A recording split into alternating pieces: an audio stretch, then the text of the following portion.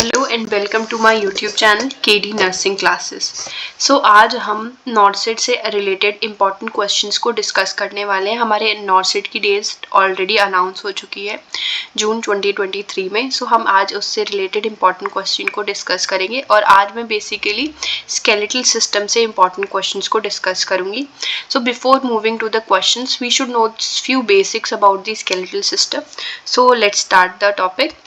सो हमारी जो skeletal system है वो बेसिकली टू पार्ट्स में डिवाइड होता है।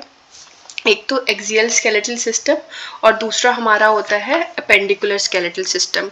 एक्सियल स्केलेटल सिस्टम में हमारे जो आते हैं स्कल आता है हमारे एक्सियल स्केलेटल सिस्टम में, रिब केज आती है हमारी, वर्टिब्रल कॉलम्स आते हैं, जैसे इस इमेज में देख सकते हो आप, इसका स्कल हो गया, रिब केज हो गई, वर्टिब्रल कॉलम हो गया, हमारा पेल्विक बोन्स आ गई। ये सब हमारे एक्सियल स्केलेटल सिस्टम में आता है। देन सेकंड जो सिस्टम होता है वो होता है अपेंडिकुलर। अपेंडिकुलर स्केलेटल सिस्टम में हमारे अपर लिम्स, लोअर लिम्स ये सब इंक्लूड होती है। देन उसके बाद हमारे टाइप्स ऑफ बोन्स होती है। टाइप ऑफ बोन में first is long bones. Long bones हमारी जैसे यूमरस हो गई, रेडियल हो गई, अल्ना हो गई, ये सब हमारी लॉन्ग बोन्स है। हमारे लोअर लिम्ब की femur, tibia, fibula, these are long bones. Now irregular bones. Irregular bones में हमारी वर्टिब्रल कॉलम्स की बोन आती है, हमारी स्कल बोन्स आती हैं, तो ये सब हमारी इरेगुलर बोन्स होती हैं। Next is sesamoid bone. ये सेसम शेप्स की होती हैं तो इनको हम सेसमॉइड बोन बोलते हैं, जो कि हमारे पटेलर बोन्स जो होती हैं वो सेसमॉइड बोन्स होती हैं। Then short bones. Short bones हमारी जो कार्पस और टार्सल्स होते हैं वो हमारे शॉर्ट्स बोन होते हैं। Then flat bone. Flat bone में हमारे बहुत सारी बोन्स है, जैसे कि हमारे हिप बोन्स फ्लैट बोन है, रिब बोन फ्लैट बोन है, स्टर्नम बोन जो है वो फ्लैट बोन है। अब सुचोरल बोन्स होते हैं वो बोन्स जो हमारे दो सूचर लाइन के प्रेजेंट में उन जो दो बोन्स को जोड़ रहे हैं, जो हमारे स्कल में प्रेजेंट रहते हैं, जैसे सजाइटल सूचर्स, पैराइटल सूचर, दो हमारे पैराइटल बोन्स के बीच में, पैराइटल एंड सजाइटल बोन के बीच में, तो उनको हम सुचोरल बोन्स बोलते हैं। तो ये हमारे टाइप्स ऑफ बोन हो गए। अब बोन्स के बारे में कुछ इम्पॉर्टेंट चीज़ है, जैसे कि हम बेसिकली मैंने बहुत स्टूडेंट्स को देखा है वो प्रॉक्सिमल और डिस्टल एंड्स के बीच में कंफ्यूज होते हैं कि क्या प्रॉक्सिमल एंड है, कौन सा डिस्टल एंड है। प्रॉक्सिमल एंड वो एंड होता है जो हमारी body, centre of the body के पास जो बोन पड़ती है उसको हम प्रॉक्सिमल एंड, जैसे अब आप हैंड को ही देख लीजिए, जो हमारी एल्बो है, एल्बो के अगर हम नीचे जाए तो हमारी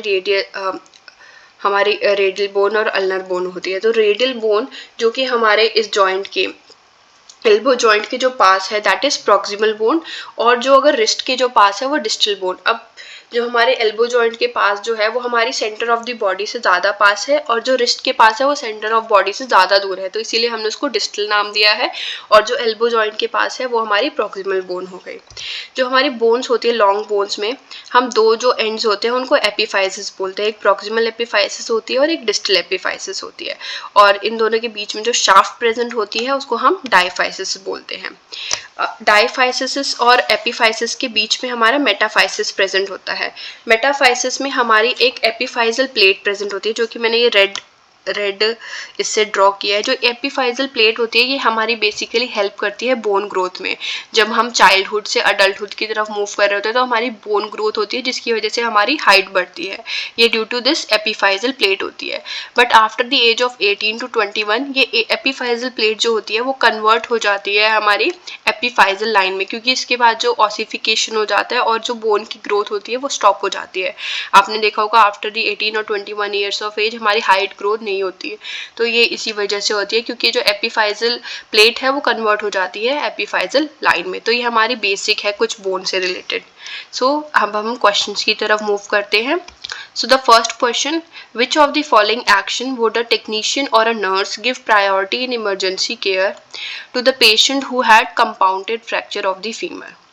Splint the leg in its present position, place the leg in a neutral alignment, irrigate the wound with a normal saline or apply pressure dressing over the wound। तो एक पेशेंट आया है, उसको फ्रैक्चर है, और इमरजेंसी में priority nursing क्या होगा? फर्स्ट प्रायोरिटी नर्सिंग होगा, स्प्लिंट करेंगे जिस पोजीशन में वो है। विदाउट रेडियोलॉजिकल इन्वेस्टिगेशन हमें कभी भी फ्रैक्चर पार्ट को मूव नहीं करना चाहिए, जिसकी वजह से अगर हम मूव करते हैं तो इसकी वजह से फर्दर इंजरी होने के चांसेस हो सकते हैं, कोई नर्व इंजर हो सकती है। तो विदाउट रेडियोलॉजिकल एविडेंस, हम कभी भी पेशेंट के हाथ को मूव नहीं करते, ना इरिगेट करेंगे और ना कोई प्रेशर अप्लाई करेंगे. So the correct option for this question is option A, splint the leg in the present position. Next, a fracture in which the broken end of the bone comes out through the skin is known as. एक broken bone हमारे due to fracture skin के through बाहर आ गई है तो उसको हम बोलते हैं कंपाउंड फ्रैक्चर. सिंपल फ्रैक्चर क्या होता है? सिंपल हमारा बोन ब्रेक हुआ पर वो स्किन से हमारा बाहर नहीं निकला, मतलब विजुअली बाहर नहीं आया, तो that is simple fracture. Comminuted fracture होता है जो हमारी फ्रैक्चर्ड बोन जो होती है वो फ्रेगमेंट्स में डिवाइड हो, जैसे हम चूरा चूरा नहीं बोलते तो उस तरह से वो फ्रेगमेंट में डिवाइड हो जाती है, उसको हम कम्युनेटेड फ्रैक्चर बोलते हैं. इम्पैक्टेड फ्रैक्चर क्या होता है? Impacted fracture due to force से होता है और ये बेसिकली चिल्ड्रन में देखा जाता है इस टाइप का फ्रैक्चर. इससे क्या होता है, दो बोन एक साथ ऐसे इम्पैक्ट, मतलब फ्रैक्चर होकर दोनों एक साथ ऐसे जुड़ टाइप के, तो उसको इम्पैक्टेड फ्रैक्चर बोलते हैं. मैं आपको इमेज में इसका डिस्क्रिप्शन और अच्छे से दूंगी. जैसे ये टाइप्स ऑफ बोन फ्रैक्चर आप देख सकते हैं, ये हमारा ट्रांसवर्स फ्रैक्चर है. ट्रांसवर्सली बोन दो पार्ट्स में डिवाइड हो गया, this is transverse fracture. Linear fracture, ये हमारा वर्टिकली जो है बोन वर्टिकली लीनियरली डिवाइड हुआ है. This is oblique but not displaced. Oblique and not displaced मतलब तिरछे में हमारी बोन टूटी है पर डिस्प्लेस नहीं हुई. डिस्प्लेस मतलब अपनी पोजीशन से वो हिली नहीं है.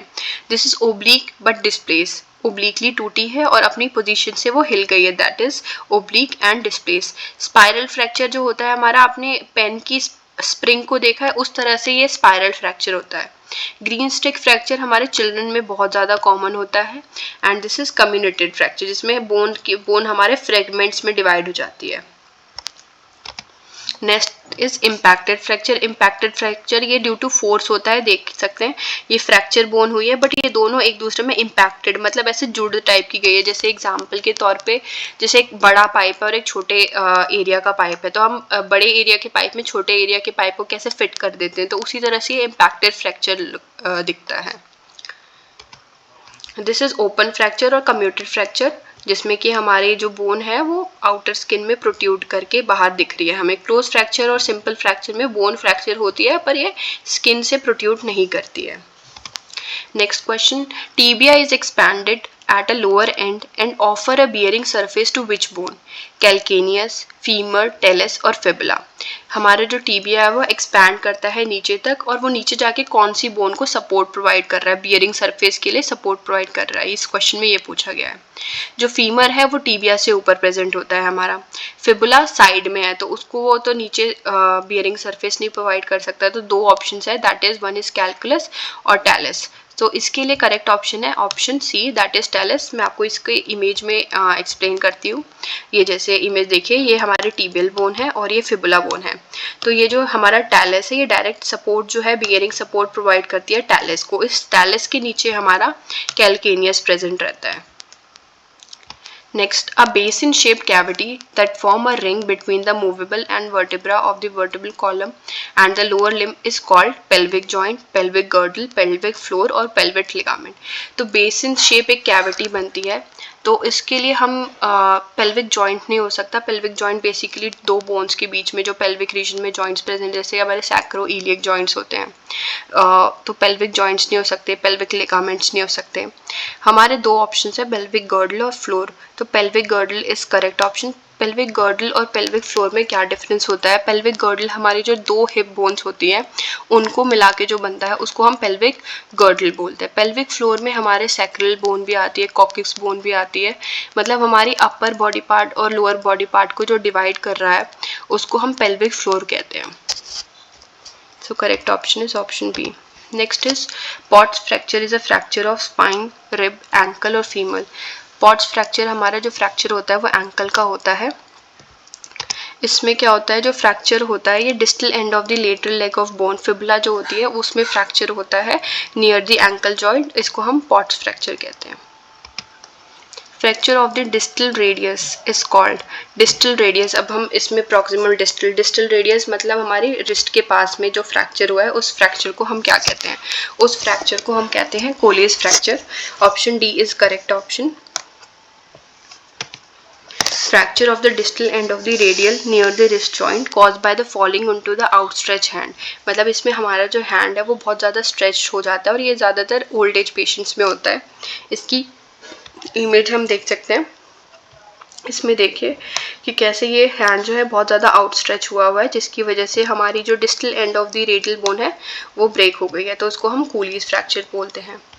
अब हमारा ह्यूम्स फ्रैक्चर क्या होता है? ह्यूम्स फ्रैक्चर ये इंजरी हमारी एल्बो रीजन में होती है, उसकी वजह से हमारा जो ऑलिकरॉन जॉइंट होता है वहाँ पे फ्रैक्चर होता है, और जिसकी वजह से हेड ऑफ द रेडियल जो कि हमारे प्रॉक्सिमल एंड में है वहाँ पे वो डिसलोकेट हो जाता है। इस इमेज में देखिए कि यहाँ पे एल्बो रीजन में क्या हुआ है, इंजरी हुई है पेशेंट को, जिसकी वजह से ऑलिकरन एरिया में फ्रैक्चर है ऑलिकरन बोन का, और जिसकी वजह से हमारा जो रेडियल बोन है वो अब उसका जो हेड है वो डिसलोकेट हो जाता है। इसको हम ह्यूम्स फ्रैक्चर कहते हैं।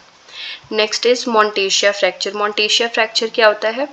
ये fracture of the proximal third of the ulna, जो अल्ना का जो प्रॉक्सिमल जो कि हमारी एल्बो जॉइंट्स के पास प्रेजेंट रहेगा। अगर हम बोन को, स्ट्रेट बोन को देखें, ये एक नॉर्मल स्ट्रेट बोन है, इसको हम 3 पार्ट्स में डिवाइड कर सकते हैं, 1, 2 एंड 3। तो जो ये प्रॉक्सिमल एंड के थर्ड पार्ट में ये जो है वो फ्रैक्चर होता है, जिसकी वजह से डिसलोकेशन हो जाता है हेड ऑफ द रेडियस। जो proximal end of the radius का हेड होता है, जो प्रॉक्सिमल एंड में हमारा रेडियस बोन है उसका हेड को डिसलोकेशन होता है, तो उसको हम मोंटेशिया फ्रैक्चर कहते हैं। Next is Galeazzi fracture. Galeazzi fracture क्या होता है? ये डिस्टल एंड में फ्रैक्चर होता है, ये distal third of the radius में फ्रैक्चर है, और जो मोंटेशिया में हमारा किस में फ्रैक्चर हो रहा है? अल्नर बोन में हो रहा है। इसमें रेडियस बोन में ही फ्रैक्चर होता है और रेडियो अल्नर जॉइंट होता है वो डिसलोकेट होता है, इसको हम गलेजिया फ्रैक्चर बोलते हैं। अब next question, a 4-year-old child brought to emergency department with a fracture of tibia. The nurse know that in a children of this age the most frequent encountered type of fracture is classified as transverse fracture, comminuted fracture और compound fracture और green stick fracture। इसमें छोटा बच्चा है लेके आया गया है इमरजेंसी में, और बच्चों में मोस्टली जो कॉमन फ्रैक्चर होता है वो होता है green stick fracture. So correct option for this question is option number D, that is green stick fracture.